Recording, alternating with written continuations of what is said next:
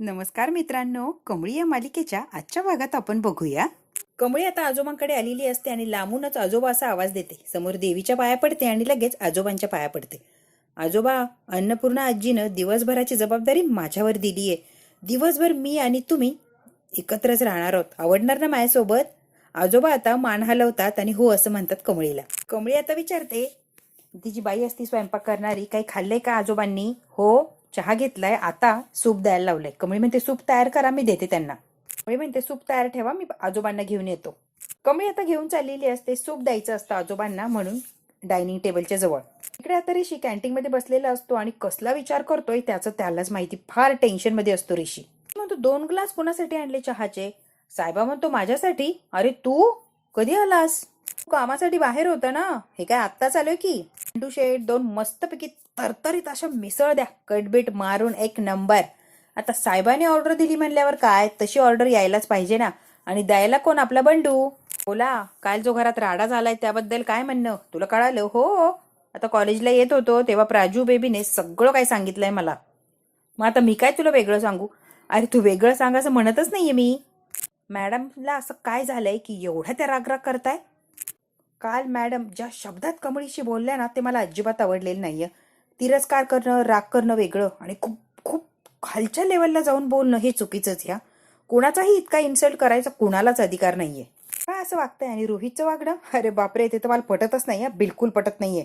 साहेबा आता खूप चिडचिड करत असतो. साहेबाला जेव्हा कळतं एवढा राडा झालाय, एवढा अपमान, राधिकाला सुद्धा त्रास झालाय, रोहितचं सुद्धा नाव घेऊन आता बोलत असतो ऋषीला. प्राजक्ता बेबी छोटी आहे, ती काही बोलू शकत नाही. रोहित काय, आई म्हणेल तीच पूर्व दिशा. आणि मोठे साहेब काय, घरात काहीही होऊ दे एक शब्दही बोलत नाही. उरलं कोण? राधिका बिचारी, तिच्या बाबतीत काय बोलू रे. काहीही घडू दे तिच्या डोक्यावरच जाऊन खापर फोडायचं असतं सगळ्यांना. काही झालं की राधिका जबाबदार, राधिका जबाबदार. अरे काय ती बिचारी किती गरीब आहे, थोडा तरी विचार करा तिचा. साहेबाला इतकी चीड येत असते आणि खूप तळतळून बोलत असतो तो.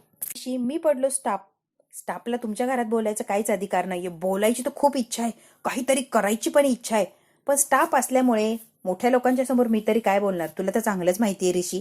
काय बा तुझं समजतंय मला, पण आता मला प्रत्येकावरती चिडचिड होती. या नशीब जे काय झालं त्यात एक तरी गोष्ट चांगली झाली. साहेबा म्हणतो काय रे ऋषी, जे काय झालंय ना त्यामध्ये कमळीने राग तरी धरला नाही, अगदी नॉर्मल वागायला लागली ती. तेवढं तरी ठीक आहे यार. तुमचं बोलणं झालंय का ऋषी? ऋषी म्हणतो हो झालंय की बोलणं. बरं झालं ते तुमचं बोलणं झालंय, छान वाटलंय. तर वेगळं टेन्शन नाही, फक्त घरच्या लोकांचंच टेन्शन घ्यायचंय आपल्याला, बरोबर? साहेबा म्हणतो मॅडमांचं काही कळतच नाही, असं का करताय? त्या काय वागताय त्यांचं त्यांना माहिती. आणि खरं तर मॅडम अशा नाही येता, पण ते का वागताय बाबा मला काही कळत नाहीये. एखाद्याच्या विषयी डोक्यात राग घातला रे घातला, तो काय त्यांच्या डोक्यातून जात नसतो. मग काय टार्गेट करतात त्याला, त्याचा पिच्छाच पुरवतात अगदी. ऋषी म्हणतो साहेबा मलाच सांगशील? माझीच आई आहे, मी चांगलं ओळखतो तिला, तू मला परत ते सांगतोय? अरे मग कोणाला सांगू मी? साहेबा आता खूप चिडचिड करत असतो. एखादा माणूस मॅडमच्या मनात भरलं, एखाद्या माणसाने मॅडमचं मत जिंकून घेतलं, हवं ते केलं, मॅडम त्या माणसाला डोक्यावर घेऊन सुद्धा नाचायला मागे पुढे बघणार नाही. हा कमळीने सगळ्यांचीच मनं जिंकली रे साहेबा. तिचं मन तिने जिंकलं नाही की आई तिला जिंकूच देत नाहीये हे मात्र मला माहित नाही, हे आईचं आईलाच माहिती. तेवढ्यात काय बंडू शेट्टी मस्तपैकी गरमागरम मिसळ आणलेली असते. साहेबा म्हणतो घ्या घ्या, खा खा, हाना हाना, मिसळ चांगलीच हाना. सकाळी डोक्यात न राग घालून बाहेर पडला असणार, काही खाल्लं नसणार, आता घ्या खाऊन. का रे खा. ऋषी म्हणतो तुला कसं माहिती रे साहेबा मी खाल्लं नाहीये, राग राग बाहेर पडलोय? साहेबा म्हणतो मला माहित नसेल तर कुणाला माहिती असणार? एवढेशे होतं का तसं माझ्या बरोबर फिरताय? सगळ्यांना ओळखून आहे रे मी. आणि त्यापेक्षाही जास्त दोस्ताच्या चेहऱ्यावरची रेग ना रेग वाचता येते आम्हाला, एवढं मात्र मी सांगू शकतो. तिच्या मैत्रिणीची वाट बघत असते आणि पिंक नावाची जी मैत्रीण असते तिचा मित्र असतो, अगदी तिला घट्ट पकडतो, मिठी वगैरे मारतो आणि हात करून बाय बाय करून तो आता चाललेला असतो. आणि का म्हणते हा कोण आहे पिंक सोबत? तिचा मित्र की काय? आणि मला कसं माहित नाही? हा अरे पिंक काय करते त्याच्यासोबत? आहुजाचा मुलगा आहे आय थिंक तो. पण पिंकचं आणि त्याचं काय? आणि हे कधी झालं? तिची मैत्री म्हणते मला माहित नाही, जा जा तिला विचार. आणि का म्हणते कोण होता हा? कोण म्हणजे? टॉमी आहुजा, माय बॉयफ्रेंड. का म्हणते कोण? पिंक म्हणते माझा बॉयफ्रेंड आहुजा आहे तो. अगं हो, पण हे कधी झालं काय मला सांगणं गरजेचं नाही वाटलं? कसं आहे ना आणि का कालच माझा बॉयफ्रेंड झालाय. मग तुला सांगायला वेळ मिळाला का? आज आली आहे ना सांगायला. अनिका आणि दुसरी फ्रेंड तिच्यावर हसायला लागते. एका दिवसात एका रात्रीत कोणी बॉयफ्रेंड होतं का? कालच कसं बॉयफ्रेंड झालाय? अरे यार अनिका, झालाय बॉयफ्रेंड म्हणजे झालाय. जेव्हा कळालं ना सोशल मीडियावर आहुजांचा मुलगा आहे, खूप खूप रिच आहेत ही लोक, मग कसली मी याला सोडतीये, मग मी याला पकडलाच बघ. गेले, फ्रेंडशिप केली, 2 तासात बॉयफ्रेंड पण झाला. कसं आहे ना, आणि का फास्ट आहे सगळं. ऋषी म्हणतो साहेबाला एका गोष्टीचं फार टेन्शन येते. साहेबा म्हणतो काय रे, कमळीने शपथ घेतली आपल्या घरात परत कधीच ती पाऊल ठेवणार नाही, काहीही झालं तरी आपल्या घरात येणार नाही. फीसचे पैसे दिलेत ना मी, ते सुद्धा व्याजात सकट परत करणार आहे. सध्या कमळीची परिस्थिती किती बिकट आहे आपल्याला माहितीच आहे. पैसे देणं अशक्य आहे तिच्यासाठी. आता आमच्याकडे जॉब करायची, तो पण गेला, मग तिच्याकडून पैसा कुठून येणार. तरी पण तिने व्याजात सकट पैसे दिले असं सांगितलंय. मला तर असं टेन्शन आलंय ह्या कमळीचं. बाबा म्हणतो हे काय रे नवीन ऋषी, ऐकायला काहीतरी वेगळंच बाबा. पैसे सेव्ह करणं इम्पॉर्टंट आहे, ते आमचे कधी देणार आहे. आणि याचंच टेन्शन येतं रे, राहून राहून माझ्या डोक्यात तोच विचार येतो, कसे पैसे जमवणार ती. आमच्या गरिबांचं असंच असतं रे ऋषी, आम्हाला स्वाभिमान महत्वाचा असतो. एखाद्याच्या डोक्यावर कर्ज असलं ना, आम्ही उपाशी राहू पण त्याचं कर्ज पहिले फेडू. आमच्यात जी हिंमत असती ना, ती जगूही देत नाही आणि मरूही देत नाही. आम्ही गरीब लोक, मिडल क्लास लोक असंच रे, काहीही करून जगायचं म्हणजे जगायचं. त्यातले त्यात कमळीसारखी जी माणसं असतात ना, त्यांना कुठल्याच गोष्टीचा काहीच फरक पडत नाही. जो समोर प्रसंग येईल त्याला अगदी धीटपणे सामोरे जातात, लढत राहतात, लढतच राहतात. जिद्द, हिंमत, प्रत्येक अडचणीवर मात करते आणि त्यांना तशी तशी ताकद येत जात्या. करतात म्हणजे करतातच. ठीक आहे रे साहेबा सगळं, कमळीसाठी काहीतरी चांगला जॉब शोध बरं, पैसाही जास्त मिळेल आणि कॉलेज सुटल्यावरती निदान जॉब तरी करू शकते. माझं नाव सांगू नको, माझ्याकडनं तिला कुठलीच मदत घ्यायची नाही, तिने तोंडावर सांगितलंय मला. साहेबा म्हणतो तिचा जॉब तिला शोधू दे, नाही सापडला तर आपण प्रयत्न करू, कशाला मध्ये मध्ये पडायचंय. तू गुपचूप खा साहेब, पंचायती करू नकोस. ऋषी गुपचूप खाऊन घे, जास्त विचार करू नको. ती खूप हिंमतवान आणि खूप क्वालिटीची मुलगी आहे. ती बरोबर जॉब शोधणार, तिच्या पायावर हिमतीवर लढण्याची तिला सवय, आणि ती बघ काहीतरी करून दाखवणार म्हणजे दाखवणार. तू विचार नको करू, गरम गरम मिसळ मस्तपैकी खाऊन घे बरं, चल. ते अगदी नको नको म्हणतो, साहेबा त्याला जबरदस्तीने दमदाटी करून खायलाच लावतो. इकडे अनिका आणि अनिकाच्या फ्रेंड ज्या पीकला तो आहुजाचा मुलगा आवडलेला असतो त्याच्याविषयी चर्चा चाललेली असते. एका मिनिटात कधी मैत्री होती का, कधी बॉयफ्रेंड तयार होतं का, कसा एका मिनिटात पटला, विश्वास, तुमचे विचार, अगं काय हे अनिकाच्या डोक्यावरून चाललेलं असतं. लगेच म्हणजे मी अजिबात वेळ व्हायला घालवणार आणि लगेच त्याला प्रपोज करून टाकलं. अनिका म्हणते काय, हे मूर्ख मुली, त्याला प्रपोज केलं. ती म्हणते हो, वेळ कशाला व्हायला घालवायचा, एका मिनिटात त्याला प्रपोज केला. तू मूर्ख आहेस का गे, काय गरीबासारखं वागतेस ग भिकारडे. मुलींनी कधीही समोरून होकार द्यायचा नाही किंवा पुढचं पाऊल टाकायचं नसतं, मुलांनी आपल्याला प्रपोज करायचं असतं. भिंडोक कुठलची. आणि का आता तिच्यावर चिडलेली असते आणि तिला बोलत असते, बावळट कुठलची, 2 मिनिटात कधी मैत्री होती का आणि 3ऱ्या मिनिटाला त्याला प्रपोज करून टाकलं. पण थोडाफार भाव खायचा, मग ते समोरून येतात, आपल्याला प्रपोज करतात, वेगळाच काहीतरी ॲटिट्यूड असतो. आणि बावळट कुठलची स्वतः त्याला प्रपोज केलं, डोक्यावर पडली का ग. म्हणते आता कोणाला एवढा वेळ आहे, त्याला होकार देतो की नाही, मग तो प्रपोज करतो की नाही, त्याची वाट बघायची, तेवढे दिवस व्हायला घालवायचे. अगं एका मिनिटात हा नाही, विषय संपला, मग मैत्री सुरू किंवा दुश्मनी सुरू. कशाला कोण वाट बघताय एवढी, माझ्याकडे तेवढा वेळ नाही बे, एका मिनिटात प्रपोज करून टाकला. अनिका आणि अनिकाच्या मैत्रिणीला तिचं खरंच हसूच येत असतं, अगदी बावळटासारखी बोलत असते ती. यांची चर्चा चाललेली असते, तेवढ्यात काय ऋषी तिला कॅन्टीनमधून बाहेर येताना दिसतो. अनिका आता त्याच्याकडे बघतच थांबलेली असते. त्याचं मात्र लक्षही नसतं की अनिका त्याला बघतीये किंवा त्याच्या मागे मागे येणार आहे. तो आपला चाललेला असतो त्याच्या विचारांमध्ये. कमळीची मैत्रीण असते, तिने काय प्रेम करायला सुरुवात, अनिकाची मैत्रीण असते, तिने प्रेम करायला सुरुवात केली आणि तिला चांगलंच धाडस आलेलं असतं. अनिकाला म्हणते तो तुझ्यावर प्रेम वगैरे काही करत नाही, तू त्याच्यावर प्रेम करते हे मला माहिती आहे, किंवा किती प्रेम करते हे पण माहिती आहे. ऋषीबद्दलच बोलतीये ग मी, पण ऋषी तुझ्याकडे कुठल्याही नजरेने बघत नाही, अगदी बघतच नाही. तो रागाने नाही आणि प्रेमाने नाही, तुझ्याकडे लक्ष देत नाही. तो तुझ्यावर प्रेम करत नाही, कितीही काही म्हण, कितीही विरोध कर. ऋषीचं तुझ्यावर प्रेम नाही किंवा कुठला हेतू किंवा अट्रॅक्शन काहीही नाहीये त्याला. तू करतेस त्याच्यावर प्रेमाने का, राग येईल तुला, पण तो तुझ्यावर प्रेम करत नाही. कमळी कमळी कमळीच करतात ग ऋषी सर, ते अनिका म्हणतात का कधी. अनिका झुरत बसशीला, हाताला काहीच लागायचं नाही, ते जातील कमळीच्या मागे.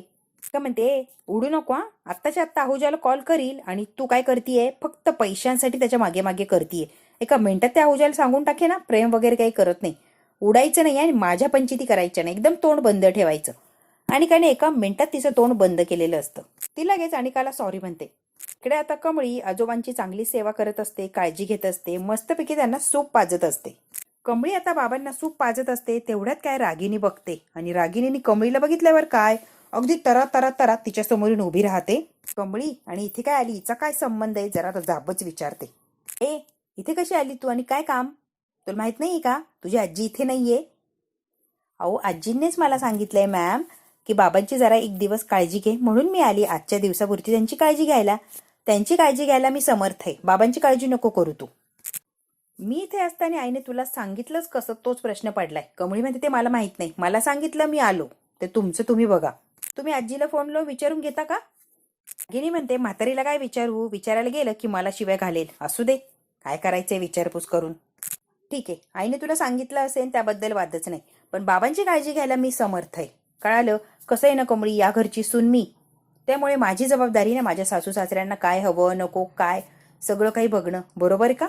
त्यांना काय खायला प्यायला द्यायचं, त्यांची कशी काळजी घ्यायची हे मला चांगलंच कळतं. मी व्यवस्थित त्यांची काळजी घेईल, तू काळजी नको करू ग. तुला अगदीच कष्ट करायचे, मेहनत घ्यायची, तुझ्या लायकीप्रमाणे कामं निवडतीस का कमळी तू?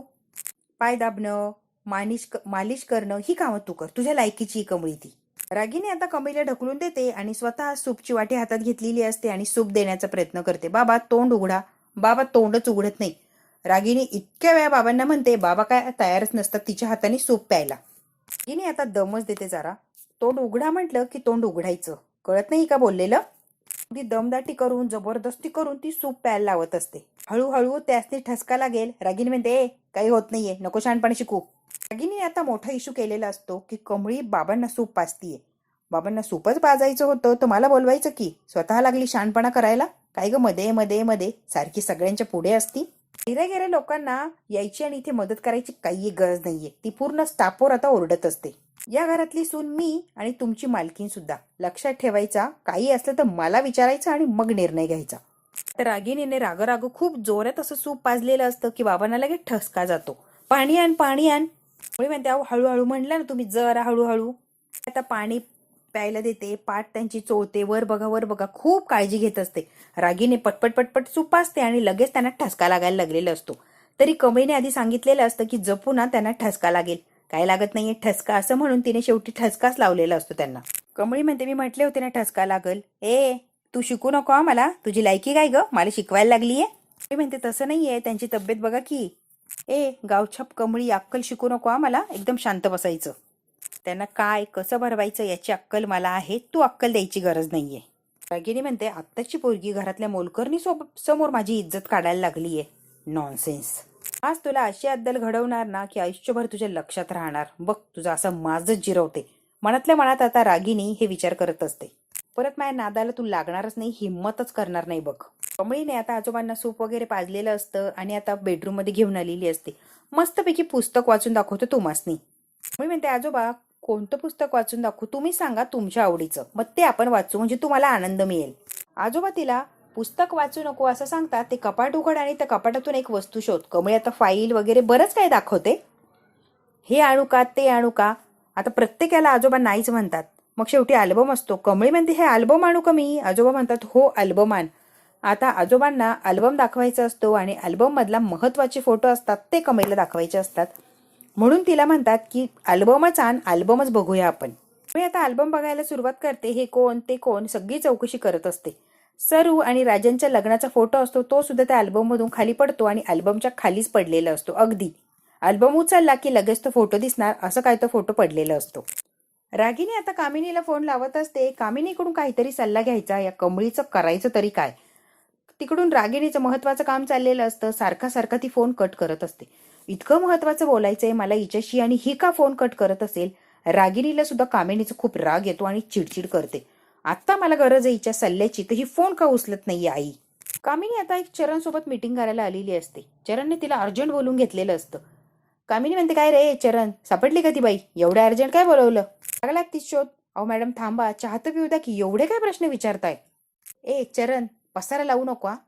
बाई सापडली की नाही, हो किंवा नाही ते महत्वाचं सांग. इकडचं तिकडचं गावभर सांगत नको फिरू.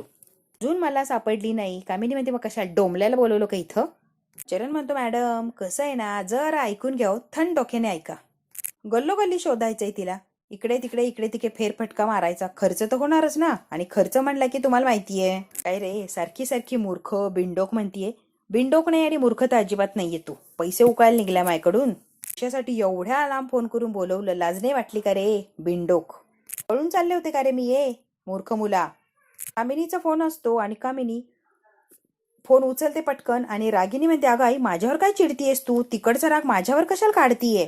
काय केले गाई? माझ्यावर कशाला ओरडते आणि चिडतेस तू? तुझं काम तिकडे झाले नसेल ते बघ की, मला का ओरडतीये?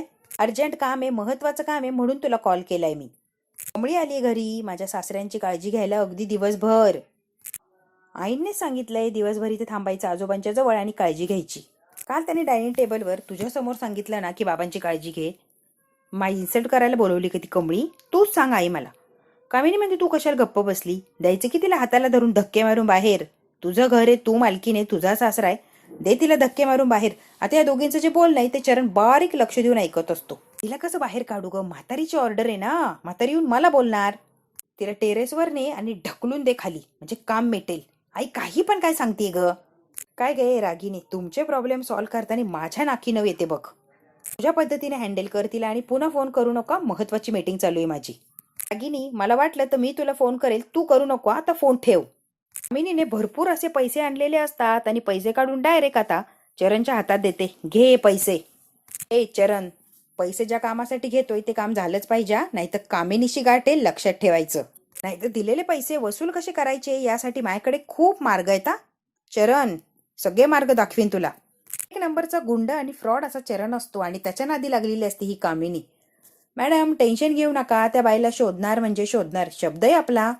कॉलेजमध्ये जा, शिक, अशी छोटी मोठी कामं मिळतील की अजून पैसा कमवायला. कामिनीने चांगलीच धमकी दिलेली असते चरणला. इकडे आता कमळी आणि आजोबा फोटो बघत असतात आणि कमळी फोटोमध्ये कोण काय सगळं काही आजोबांकडून समजावून घेत असते. कमळी म्हणते, किती भारी वाटतं ना असे अल्बम बघायचे आणि जुन्या आठवणी लगेच ताज्या होतात. लय भारी वाटतं बघा. आमच्या गावाकडं लय फोटो आहे माझी. आबा मी असं फोटो काढायचो आणि जुन्या आठवणी ताज्या व्हायच्या बघा. मी, आबा आणि आई तिघांचे बी फोटो, फक्त माझ्या वडिलांचा फोटो नाहीये. ते कसे दिसायचे काय माहितीच नाही ना ओ. फोटो जो काढून ठेवला तर आयुष्यभर आपल्या बरोबर तो क्षण राहू शकतो प्रेमाचा. काय असेल ती आठवण तशीच आपल्याकडे राहू शकते. जुने फोटो बघायचे आणि आठवणीत रमायचं मला लय आवडतं बघा आजोबा. कमळी म्हणते, दुसरा अल्बम बघूया. राजनचा आणि गौरीचा फोटो असतो लग्नाचा, त्यावर तिने पहिला अल्बम ठेवलेला असतो आणि दुसरा अल्बम उचलते. कमळी आता तो फोटो बघणार, तेवढ्यात काय त्याच्यावर अल्बम पडलेला असतो. दुसरा अल्बम घेऊन ती आता बाबांच्या समोर बसलेली असते. त्यातले फोटो बघायचे आणि कोण काय ते जाणून घ्यायचं. कमळी म्हणते, वा वा वा, काय सुंदर दिसताय अगदी. तुम्ही बी सूट घातला की, एक नंबर एक नंबर हिरो दिसताय आजोबा. आजोबा आता काहीतरी बोटाने खुनवतात आणि कमळीला त्या अल्बम मध्ये दाखवण्याचा प्रयत्न करतात. कमळीला काही कळतच नाही आजोबांना नेमकी काय म्हणायचंय.